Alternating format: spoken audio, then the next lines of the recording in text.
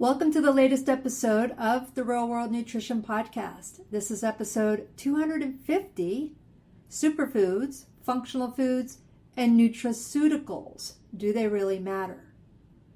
Hi everyone, welcome back to another episode of Real World Nutrition. I'm Shelley Rael, registered dietitian nutritionist. I'm so glad you're here, and I just want to mention real quickly, 250th episode. I'm still amazed that I've gotten this far here and still doing this. I launched this podcast back in October of 2021 and have released a new episode every single Friday since that time. Wow. All right, with that, I do have a whole catalog back of many topics, some I've revisited here and there, but this was a new one. And I'm not making it any more special or more or less special just because it's the 250th episode. It just so happened to fall with this one. All right, so this topic is one that I do like to talk about a lot because it has changed quite a bit over the course of my career. And this topic of superfoods. Now, if you've followed me for a while now, you may have noticed something that I don't really use that word very often anymore. But there was a time when I did. In fact, years ago, I actually taught classes that were centered around these so-called superfoods. And if you asked me back then, I probably would have used that word. I know I would have used that word without giving it much thought. But here's the thing, is the foods haven't changed.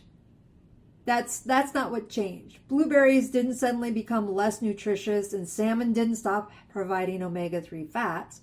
Broccoli didn't lose its vitamins. It's, as with a lot of things, what changed was how I think about and use the term itself. And over time, I realized that while superfood sounds impressive, it can also be misleading. Now, plenty of people still use this term, and it does suggest that certain foods are somehow extraordinary. And some people believe that if you eat enough of them, that will make up for everything else. And that's not how nutrition works. So today I want to explain what is meant by superfoods, functional foods, and nutraceuticals, what they are, why those terms are often used interchangeably, and why I think we sometimes give individual foods far more credit than they deserve.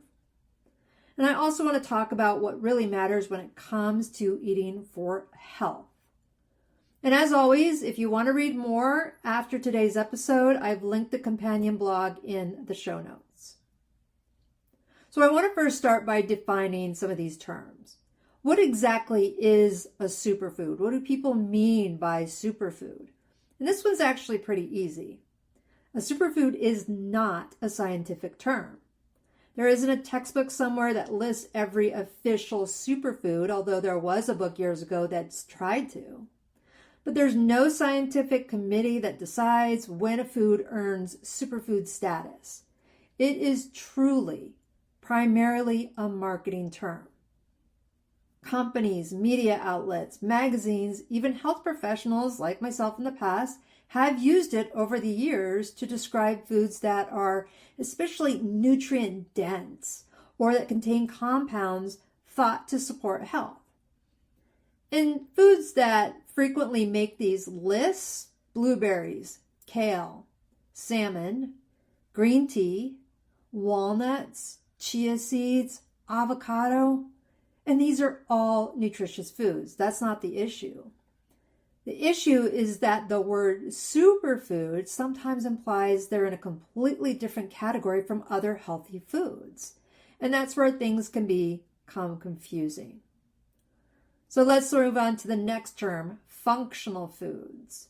And this one actually does have a little more meaning in nutrition. A functional food is generally a food that provides benefits beyond simply supplying calories or basic nutrients. And it sounds complicated, but it's really not. So here's an example, a few examples I'll give you. Oats contain a type of soluble fiber called beta-glucan that's associated with heart health. So yeah, those labels you see on oats or even Cheerios is associated with heart health. Yogurt with live active cultures contains beneficial bacteria. Fatty fish provide omega-3 fats. So these foods nourish us in multiple ways. But again, though, they're just foods. Nobody's eating oats because they have a secret superpower. They're eating oatmeal. It's breakfast. And something many of us have eaten our entire lives. I buy it in bulk at Costco.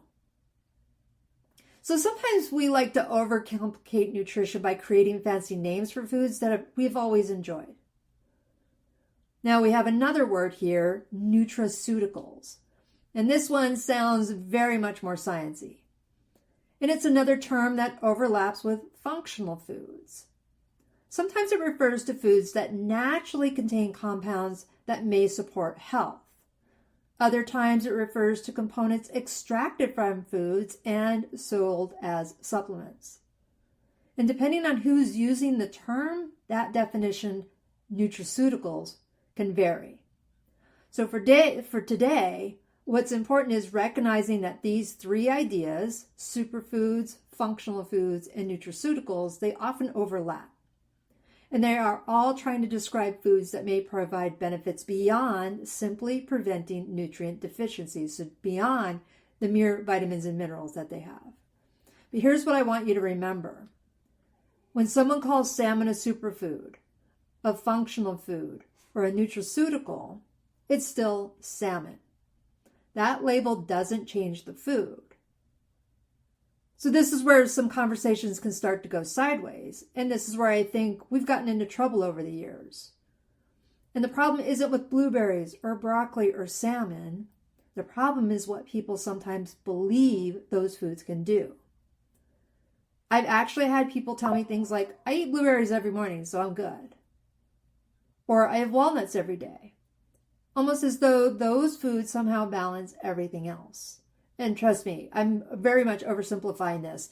I've talked to people about these things, and it truly is astonishing when they think having that handful of blueberries or that half cup of blueberries is going to fix all the things that they are at risk for. And imagine someone who eats very few vegetables, very little fruit, mostly fast food, very little fiber, but they have a handful of blueberries every morning. Now, is that a healthy eating pattern? Probably not. And again, the blueberries aren't an issue. I am thrilled that somebody's eating blueberries. Eating blueberries, they're wonderful foods. They're great. But that does not compensate for everything else. The same thing happens with nuts. People hear walnuts are good for the heart or almonds are healthy, and this is true. But adding a handful of nuts doesn't transform somebody's overall eating pattern. It just doesn't work that way.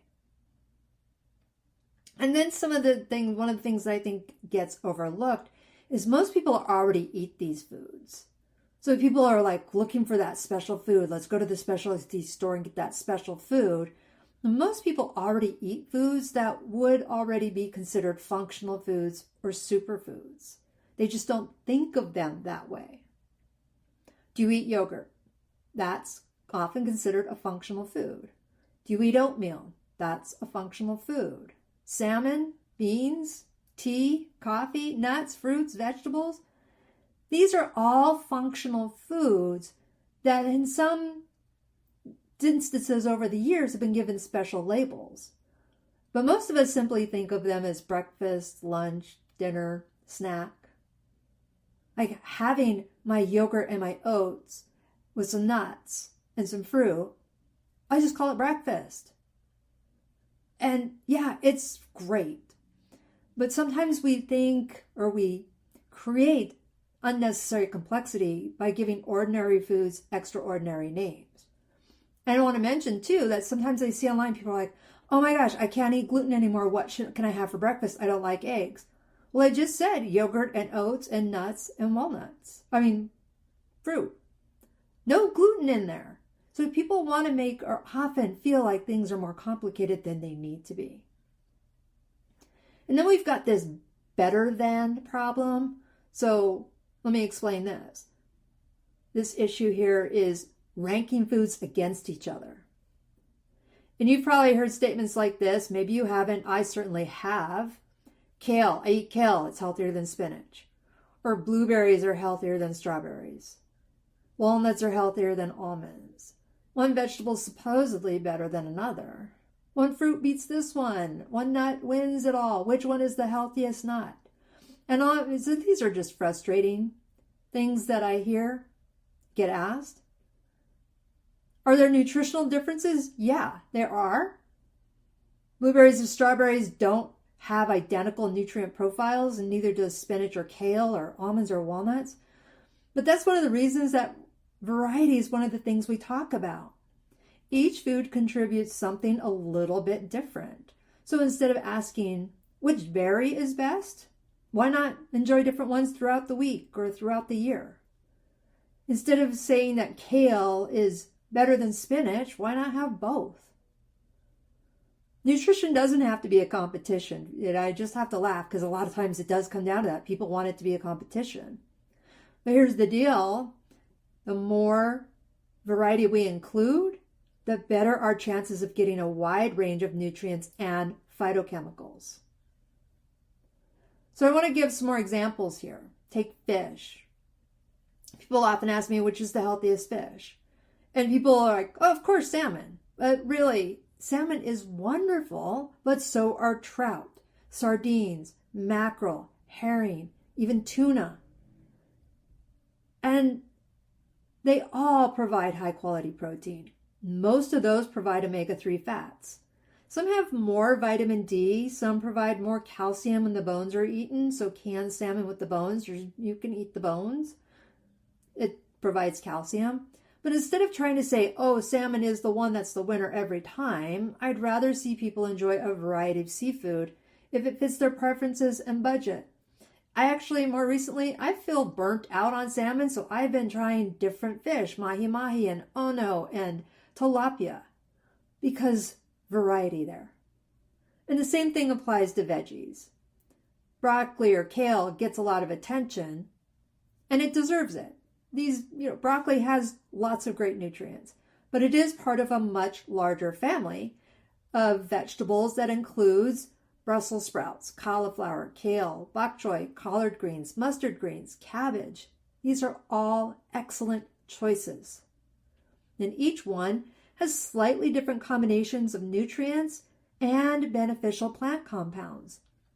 So this is exactly why variety matters. So I'm going to go through most of the food groups here. So fruit, if you've ever searched online for healthy foods, even if you haven't, you've probably seen or heard blueberries are near the top of the list when it comes to fruit. And they are often called one of the ultimate superfoods. Are blueberries nutritious? Absolutely. They're a great source of fiber, vitamin C, and plant compounds called anthocyanins, which give them that deep blue or more purplish color.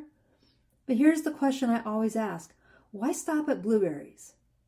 Strawberries are excellent. Raspberries provide plenty of fiber. And in fact, they are the highest fiber fruit, raspberries are. Blackberries have their own nutrient profile. Cherries, I love cherries. That's the fruit that kind of goes with my oatmeal and my yogurt and my nuts. So cherries have beneficial compounds, the darker the better. But grapes do too. Even cranberries bring something unique to the nutrition table. None of these fruits needs to compete with one another. Historically, I've not been a big blueberry fan. So I try all the other ones. Actually, more into blueberries now than I used to be. But instead of deciding one berry that's enjoy variety. Go with mixed berries even. And this is one of the easiest way to increase the diversity of nutrients and phytochemicals in your diet.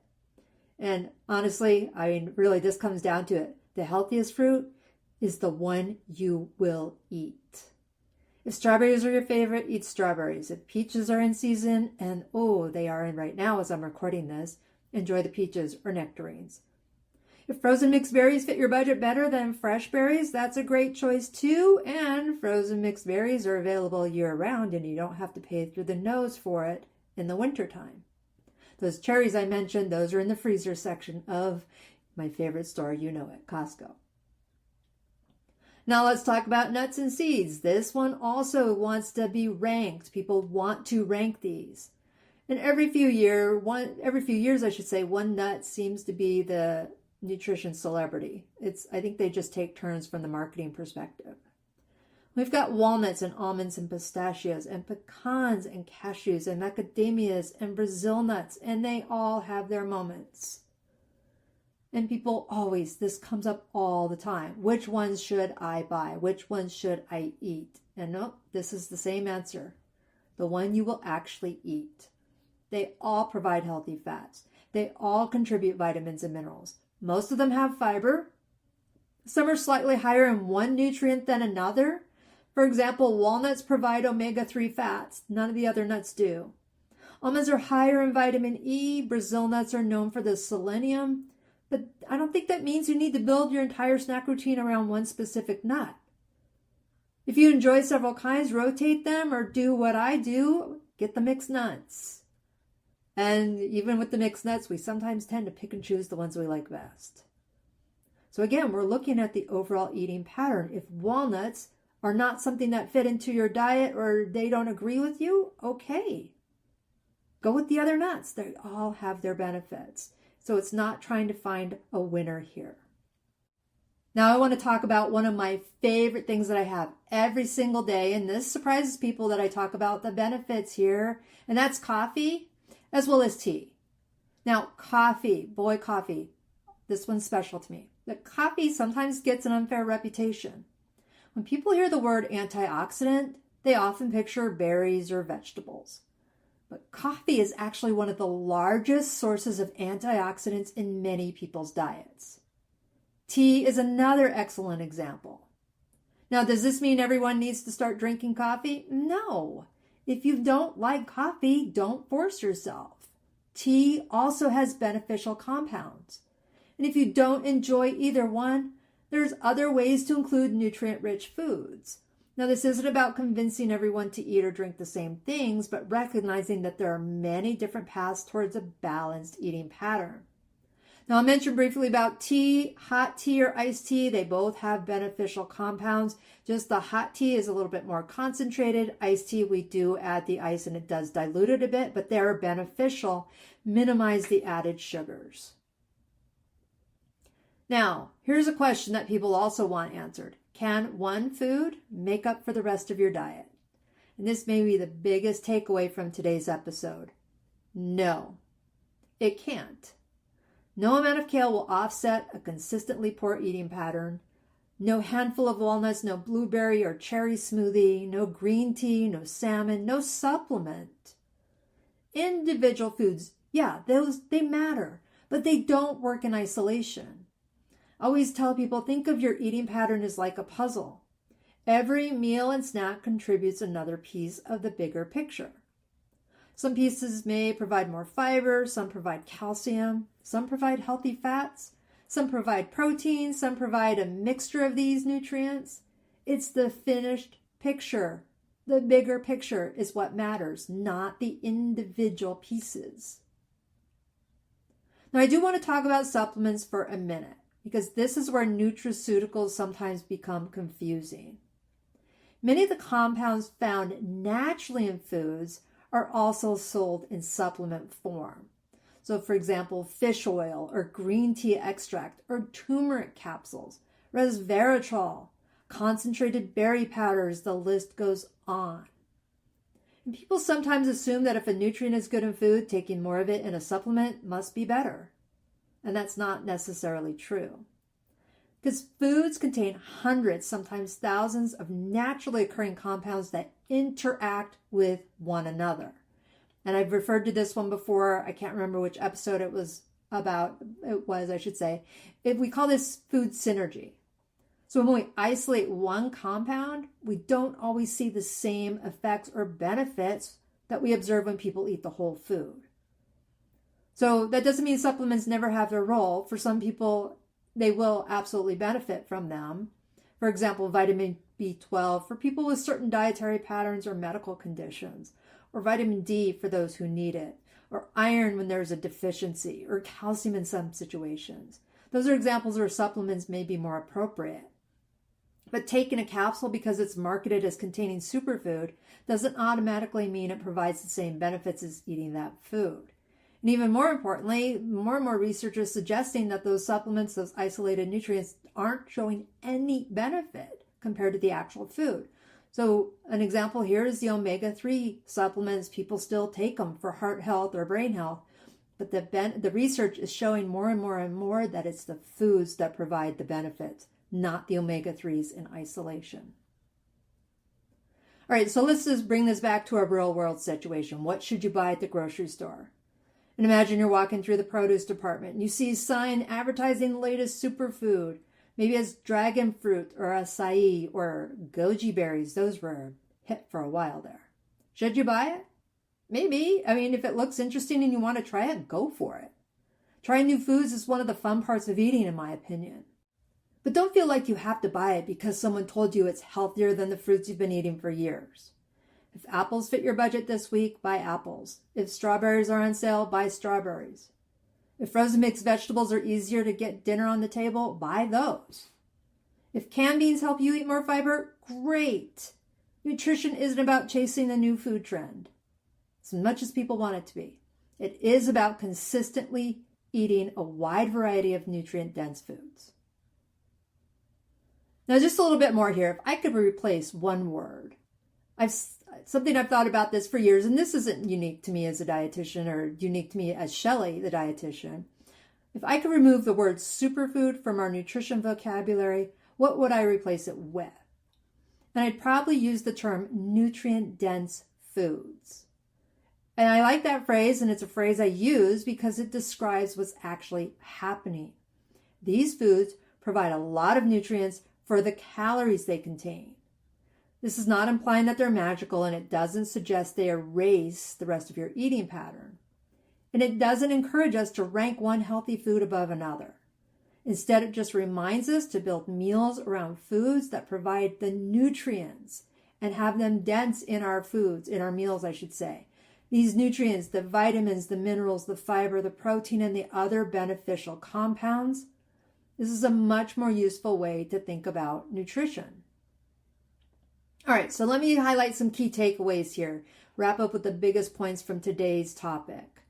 The term superfood is a marketing term, not a scientific one.